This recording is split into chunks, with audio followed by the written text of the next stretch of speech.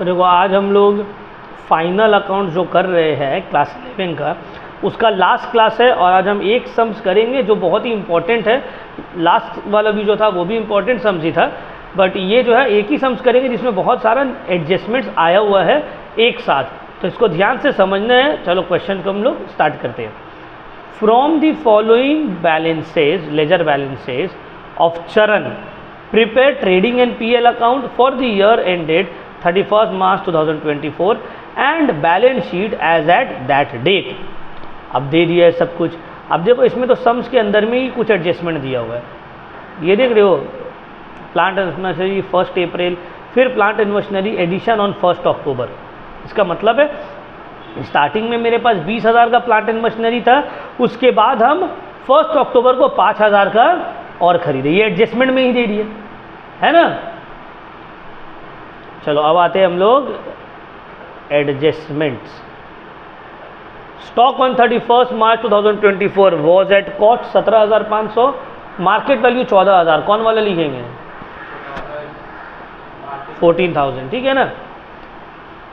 Right off bad debt at 600, provision for doubtful debt to be maintain at the rate 5%। दोनों ही debtor के ऊपर है, adjustment number 2 और 3। तो आते हैं एडजस्टमेंट नंबर, डेटर कहाँ गया? एडजस्टमेंट नंबर 2 में, और फिर adjustment number 3। Bad debt, provision for doubtful date adjustment number 3, और बैड डेट कहाँ गया? बैड डेट पहले से सम्स में नहीं है, ठीक है ना। तो डेटर के ऊपर एडजस्टमेंट 2 भी है, 3 भी है, और प्रोविजन जो है उसके ऊपर एडजस्टमेंट 3 है, प्रोविजन फॉर डाउटफुल डेट। और बैड डेट पहले से तो क्वेश्चन में नहीं दिया हुआ है। चलो अब आगे बढ़ते हैं। Provide depreciation on furniture eight the rate 5%, plant and machinery at the rate 20%। Furniture में 5%, प्लांट एंड मशीनरी में 20%। तो चलो फर्नीचर खोजते हैं।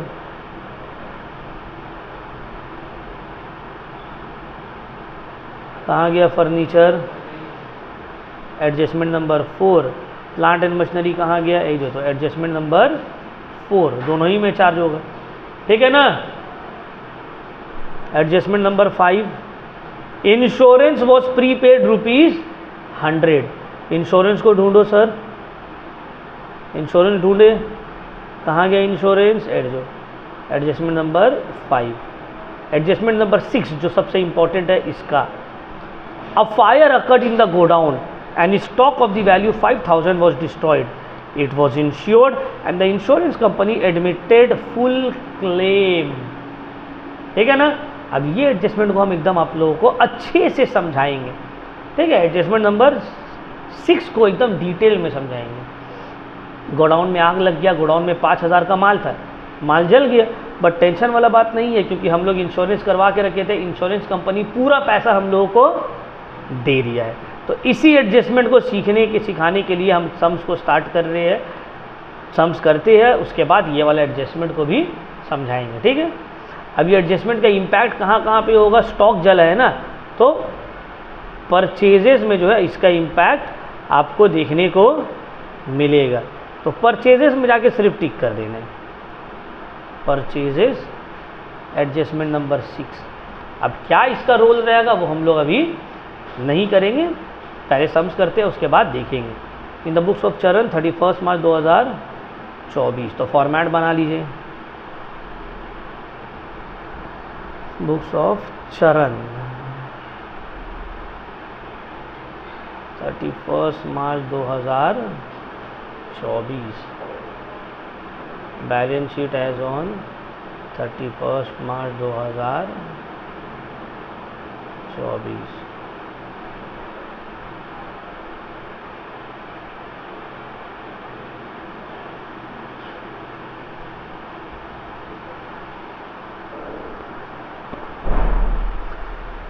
चलो स्टार्ट करते हैं। क्वेश्चन है ना तुम लोगों के पास?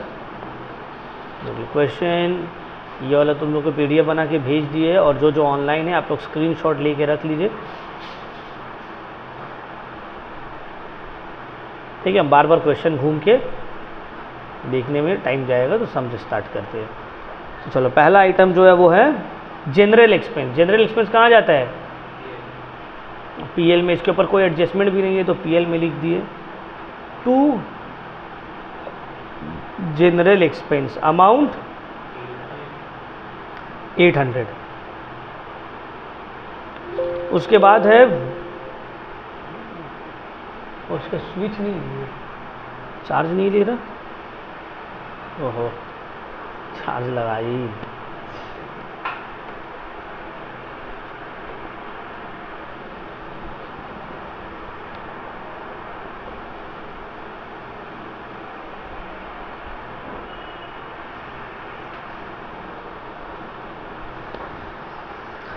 ठीक है ना।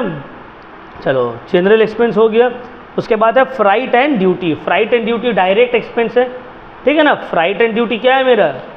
डायरेक्ट एक्सपेंस है। पीएल में नहीं जाके वो ट्रेडिंग में जाएगा। ट्रेडिंग में थोड़ा सा जगह छोड़ के यहाँ पे लिख दिए to freight and duty, no adjustment. कितना अमाउंट है? हाँ 2000। चलो नेक्स्ट, कैरेज आउटवर्ड कहाँ जाएगा? पीएल में। To carriage outward amount 500।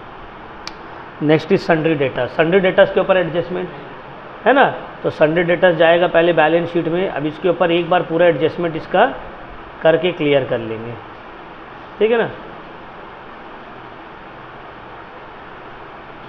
जिसके जिसके ऊपर एडजस्टमेंट है उसको हम रेड पेन से कर रहे हैं। सन्ड्री डेटर्स अमाउंट बोलिए इसका 20,600।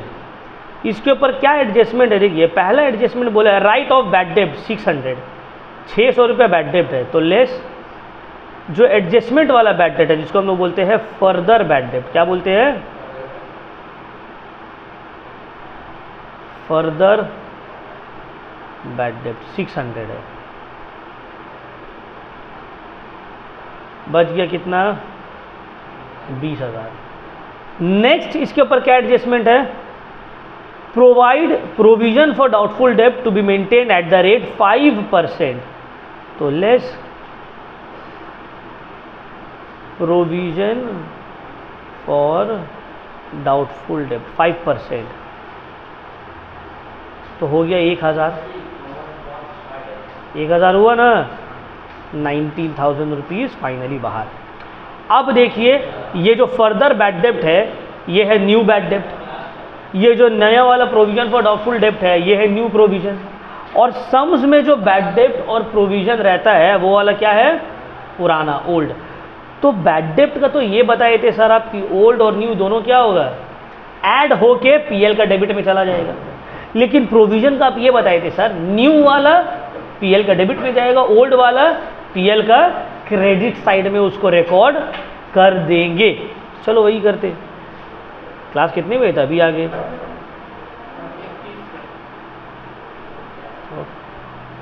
चलो स्टार्ट करते। तो यहाँ पे हम लोग सबसे पहले लिखेंगे टू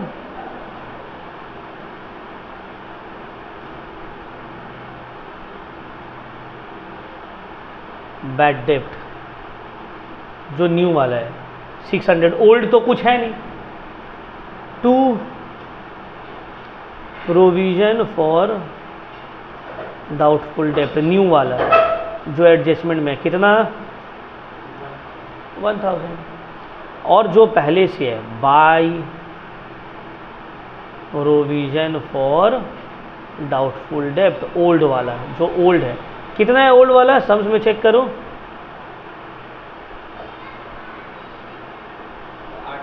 800। अब देखो स्कूल में बहुत सारे लोग क्या करेगा ना, जैसे हम बताए थे, अगर न्यू बड़ा है और ओल्ड छोटा है तो डेबिट में लिखेगा टू प्रोविजन फॉर डाउटफुल डेब्ट न्यू माइनस ओल्ड, और अगर ओल्ड बड़ा है और न्यू छोटा है तो क्रेडिट में लिखेगा बाय प्रोविजन फॉर डाउटफुल डेब्ट ओल्ड माइनस न्यू। ये भी एक तरीका है, स्पेशली आईसीएसई स्कूल्स में, डब्ल्यू में भी होता है, इस तरह से करना, वो भी राइट है, करेक्ट है। नेट इम्पैक्ट देखो सेम ही रहेगा, कैसे सेम रहेगा सर? न्यू वाला डेबिट में 1000 है, ओल्ड वाला क्रेडिट में 800 है, तो प्लस माइनस करके डेबिट में 200 आ गया। और उन लोग जैसे करता है to provision for doubtful debt new minus old, तो 1000 माइनस 800 200 आएगा। और अगर मान लो ओल्ड 1000 रहता और न्यू 800 रहता, तो यहाँ पे 1000 यहाँ पे 800, तो क्रेडिट में 200 रुपये बैलेंस रहता है। या फिर जैसे स्कूल में बताया गया होगा by provision for doubtful date old minus new 1000 minus 800, तो भी 200 यहाँ बैलेंस रहेगा। तो दोनों ही तरीक़ा से ठीक है। अगर सर बोले कि नहीं ऐसे नहीं करना है वैसे करना है, तुमको लग रहा है कि नहीं वो ठीक है तो उस तरह से करो। और तुमको लग रहा है नहीं ये हम ये इसलिए बताते हैं ना, इसमें ये याद रखना नहीं पड़ेगा तुमको कि न्यू वाला बड़ा रहेगा और ओल्ड छोटा रहेगा तो डेबिट में प्लस माइनस होगा, और अगर ओल्ड बड़ा रहेगा न्यू छोटा रहेगा तो क्रेडिट में प्लस माइनस होगा। ये याद करने का टेंशन नहीं, बस इतना याद रखना है न्यू डेबिट होगा ओल्ड क्रेडिट होगा, कोई भी बड़ा रहे छोटा रहे उससे लेना देना नहीं है। ठीक है, इससे टीचर मार्क्स नहीं काट सकते हैं, काटेगा झमेला कर दोगे। क्लियर? चलो आगे बढ़ते हैं। फर्नीचर्स एंड फिक्सचर्स, जिसके ऊपर एडजस्टमेंट है,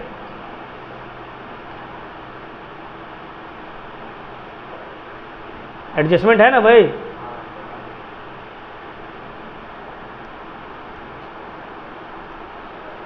फर्नीचर एंड फिक्सचर्स, अमाउंट बोलो।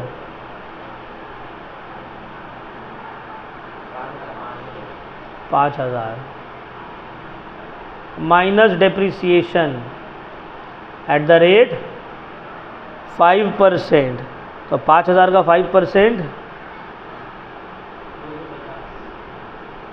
5000 है, श्योर? ठीक है 5000 ही है, तो कितना हो गया 250, तो आ गया 475। अब जो फर्नीचर के ऊपर डिप्रिसिएशन है इसको पीएल में शो भी तो करेंगे।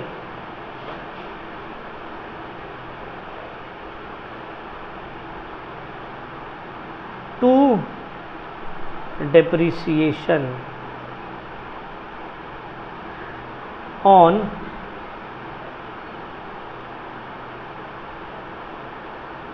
फर्नीचर एंड फिक्सचर्स, कितना 250। और क्या है सर? आगे क्वेश्चन पढ़ते हैं। रिटर्न्स इनवर्ड, मतलब ये सेल्स रिटर्न है ना, returns inward is my sales return. Adjustment तो कुछ है नहीं सेल्स में, तो बाई सेल्स, सेल्स वाला फिगर देखो तो कितना है 1,30,000, 20,000 minus returns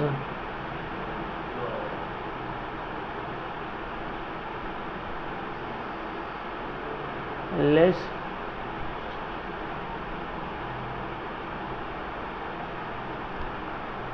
returns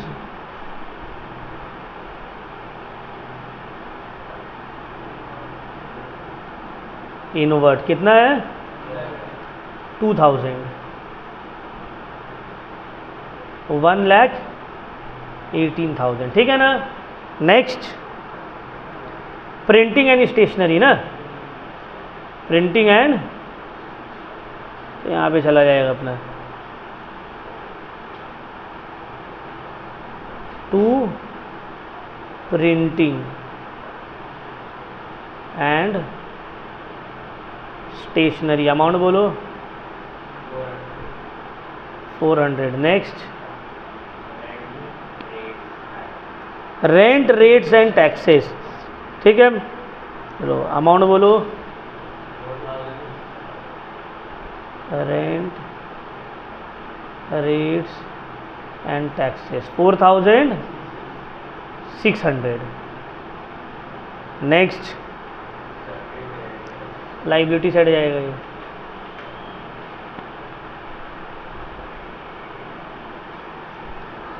sundry creditors, amount 10,000। Next returns outward, ये मेरा परचेज रिटर्न है, ठीक है ना। उसके बाद अच्छा रिटर्न्स आउटवर्ड को भी हम थोड़ा छोड़ते हैं क्योंकि परचेज के ऊपर एडजस्टमेंट है। पोस्टेज एंड टेलीग्राम्स,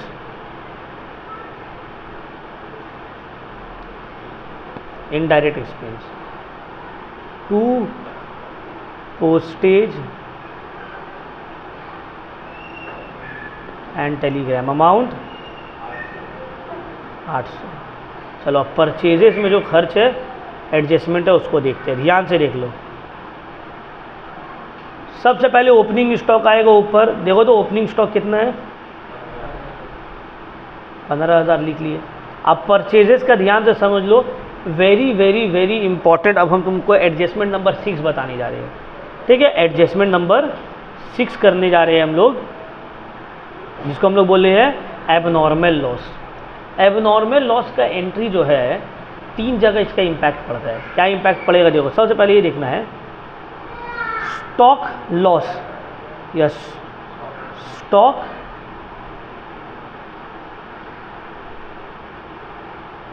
तीन कॉलम इसका ध्यान से समझ लो, ठीक है। स्टॉक डिस्ट्रॉयड, दूसरा इंश्योरेंस क्लेम, तीसरा एक्चुअल लॉस। कोई भी ये 3 चीज़ को समझ लेगा ना, कभी ज़िंदगी में उसका मिस्टेक होने वाला नहीं है। और कोई भी टीचर स्कूल में पढ़ोगे या जहाँ पे भी ऐसे नहीं समझाएगा। हम भी पिछला साल तक ऐसे नहीं समझाते थे, अभी हम खुद पढ़ाते पढ़ाते एक्सपीरियंस होता है ना, तो हमको खुद से ऐसा आइडिया आया। तुम जब भी एबनॉर्मल लॉस है, देखिए stock destroyed by fire, stock loss during transit, या फिर stock stolen from the godown, abnormal loss जो भी है, तो तुमको 3 चीज़ देखना है। मेरा कितना का स्टॉक का लॉस हुआ है, डिस्ट्रॉयड हुआ है, इंश्योरेंस कितना क्लेम हम एडमिट किए है, और एक्चुअल लॉस हमको कितना सफ़र हुआ है। जो स्टॉक डिस्ट्रॉयड हुआ है, इसका ट्रीटमेंट क्या होगा, 2 ट्रीटमेंट हो सकते हैं। एक, पहला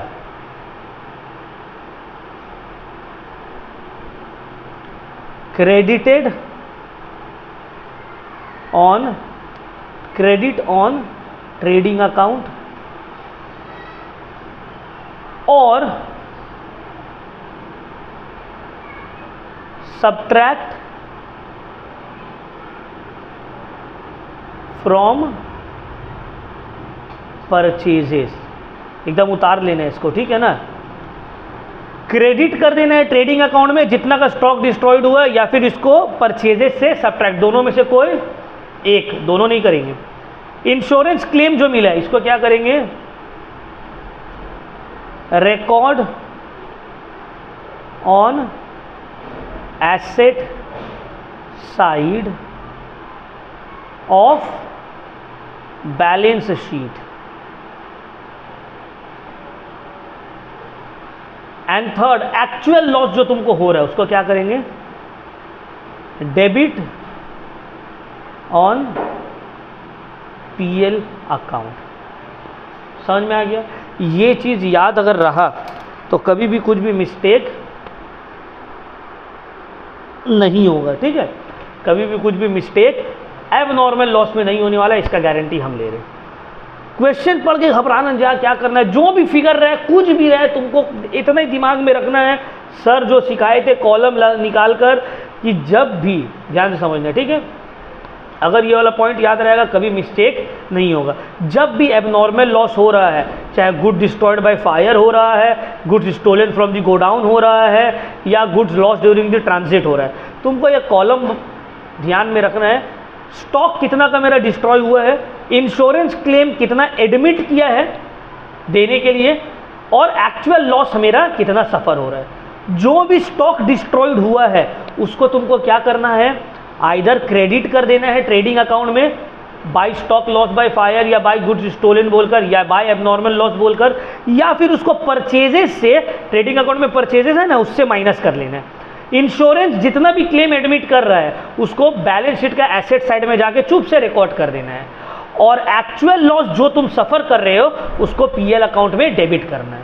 अब देखो ये केस में 5,000 का तुम्हारा लॉस हुआ है, गुड्स डिस्ट्रॉयड हुआ है, और इंश्योरेंस कंपनी पूरा 5,000 दे रहा है, तो एक्चुअल लॉस तुम कुछ सफ़र किए हो, नहीं किए हो, तो यहाँ पे एक्चुअल लॉस कुछ हुआ नहीं है, पीएल में कुछ डेबिट होगा ही नहीं, बस ये 2 जगह रिकॉर्ड हो रहा है।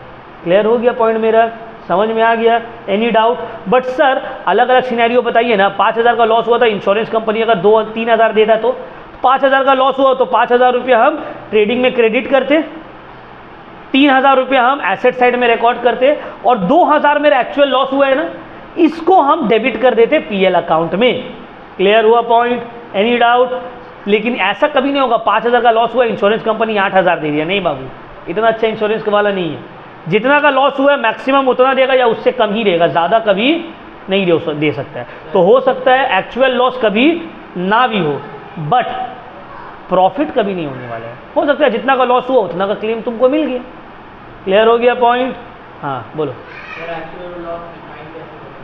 एक्चुअल लॉस डिफाइन कैसे होगा? एक्चुअल लॉस का मतलब होता है difference between the good destroyed and insurance claim. Goods कितना का डिस्ट्रॉयड हुआ और इंश्योरेंस तुमको कितना क्लेम दिया है, दोनों के बीच का जो डिफरेंस है वो है एक्चुअल लॉस। 5,000 का गुड डिस्ट्रॉयड हुआ है और कंपनी बोला हम 3,000 देंगे, 2,000 तो नहीं मिलेगा, वो मेरा एक्चुअल लॉस हो गया। क्लियर हुआ पॉइंट? समझ में आया अनस? ठीक है ना? क्लियर? तो इस सिनेरियो में देखो ये 2 जगह जाएगा, यहाँ पे कुछ नहीं होगा, बट यहाँ हो तो सकता था। Clear point? चलो तो हम लोग दोनों में से कोई भी कर सकते हैं। चलो परचेजेज, 2 परचेजेज कितना है बोलो तो? 82,000 माइनस रिटर्न्स आउटवर्ड कितना है बोलो? 1,000, और फिर minus goods destroyed by fire,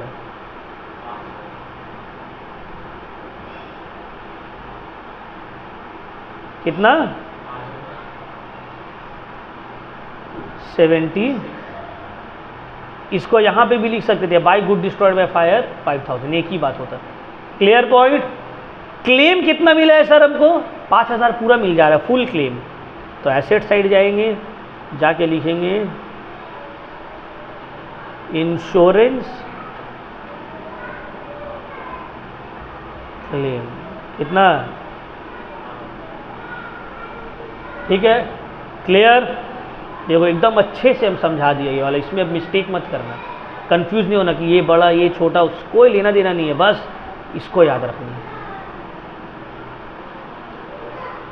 चलो आगे समझ बढ़ते हैं हम। हाँ ओपनिंग स्टॉक हो गया। प्लांट एंड मशीनरी के ऊपर, plant and machinery, adjustment of plant and machinery कितना अमाउंट है? 20,000 प्लस 5,000 एडिशन हो रहा है तो 20,000 प्लस एडिशन, और भी तो खरीद रहा है, कितना का? 5,000, तो कितना हो गया? 25,000 माइनस डेप्रिसिएशन, कितना? कितना डेप्रिसिएशन हो रहा है? 20%। अब सर 25,000 का 20% मारेंगे क्या? नहीं, गलत हो जाएगा। 20,000 का 20%, 5,000 का 20% फॉर 6 मंथ्स। कंफ्यूजन हो रहा है किसी को? बोलो। वर्किंग नोट में जाएंगे, कंफ्यूजन हो रहा है तो working note. Depreciation on plant and machinery, 20,000 है, उसके ऊपर 20% हो गया 4,000। फिर डेप्रिसिएशन,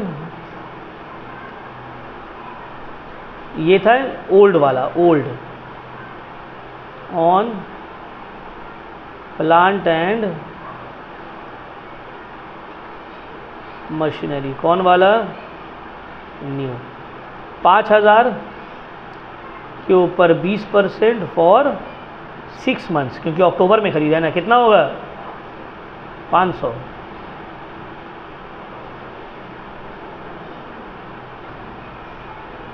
टोटल डिप्रिसिएशन 4000। क्लियर, समझ में आया? कोई डाउट? तो पता ही हम लोग किए ही ऑलरेडी 4500, ठीक है। तो यहाँ पे वर्किंग नोट से आया है 4500 माइनस करने के बाद 20,500, ठीक है।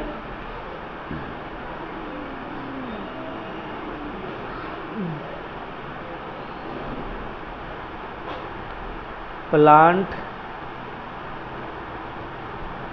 And machinery 4500 depreciation. चलिए आगे बताइए सर, चलो लाइन से बताते जाओ। ड्राइंग्स है ना, तो पहले कैपिटल तो लिखेंगे। कैपिटल 80,000 माइनस ड्राइंग्स कितना? 6,000। नेक्स्ट,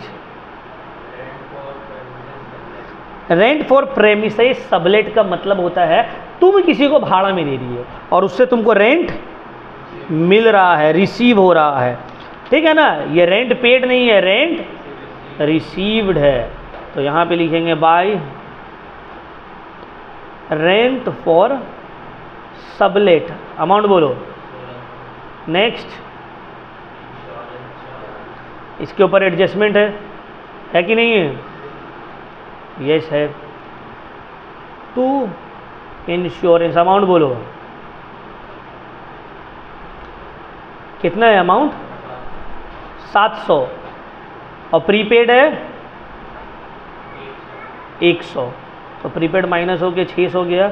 अब ये जो प्रीपेड इंश्योरेंस है एसेट साइड में जाएगा,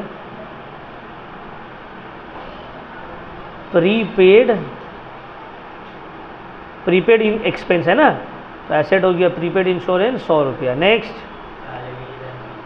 सैलरीज एंड वेजेस, पीएल में जाएगा या ट्रेडिंग में जाएगा? क्यों पीएल में जाएगा? सैलरीज पहले है। To salary and wages, amount 21,300। Next, cash in hand, cash at bank. तो कैश एट बैंक कितना है? 6,000।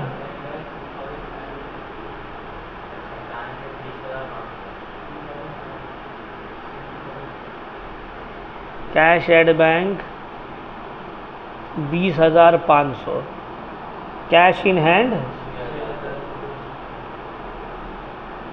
6,200। क्या बच गया?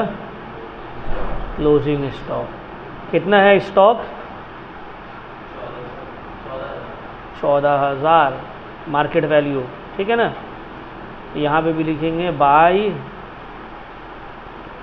क्लोजिंग स्टॉक कितना? 14,000, ठीक है। ठीक है ना भाई, पूरा हो गया अपना, सम्स को अच्छे से एक्सप्लेन कर दिए। ये अब अपना क्वेश्चन है पूरा सॉल्व कर लिए। अब इसका प्रॉफिट और लॉस निकाल के इसको क्या करेंगे? बैलेंस कर देंगे। समझ में आया? तो पूरा एडजस्टमेंट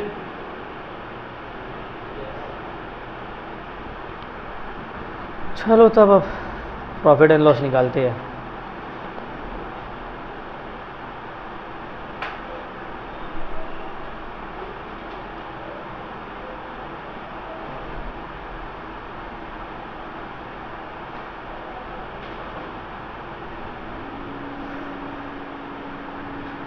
कैलकुलेट करो, कैलकुलेटर कहाँ चला गया मेरा?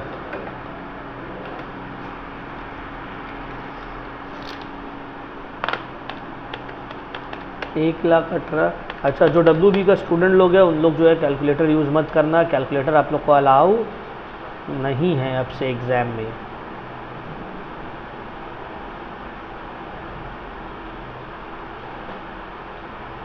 To gross profit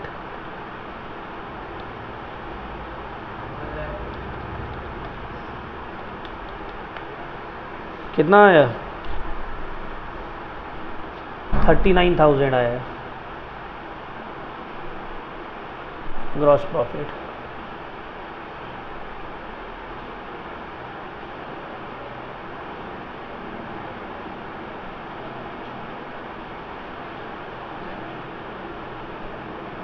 39,000 plus 800 1600 41,400।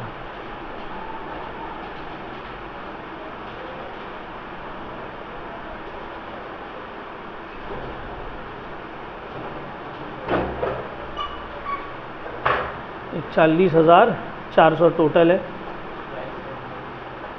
Minus करो सबको लाइन से, 800 600 400 4,500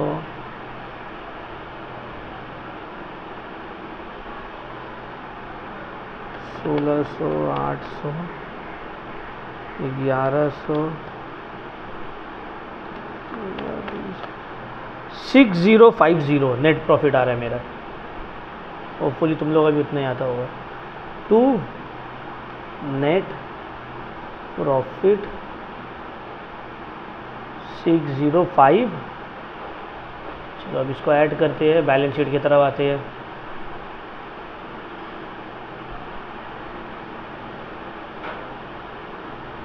प्लस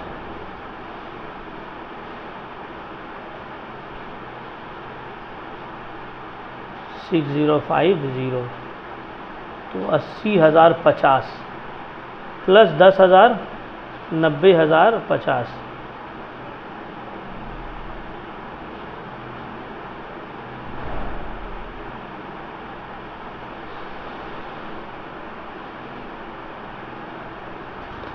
चलो यहाँ 6,200 20,500 14,100 5,000 19,000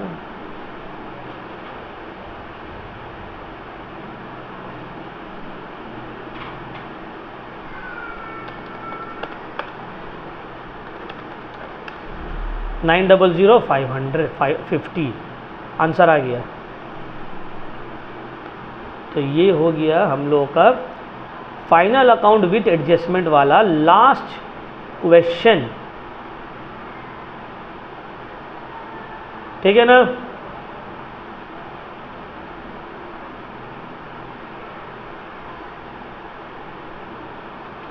सम्स बन गया, अभी कर लिए।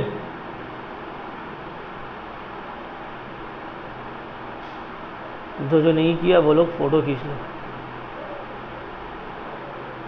लो फोटो खींच लो।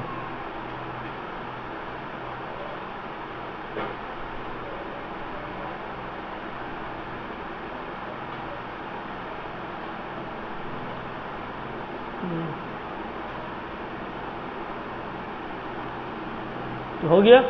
तो हम लोग का चैप्टर जो है यहीं पे होता है complete. Final accounts with adjustment वाला हम जितना सम्स था अलग अलग टाइप का वो आप लोग को करवा दिए। अब नेक्स्ट जो हम लोग एनटीओ की तरफ बढ़ेंगे।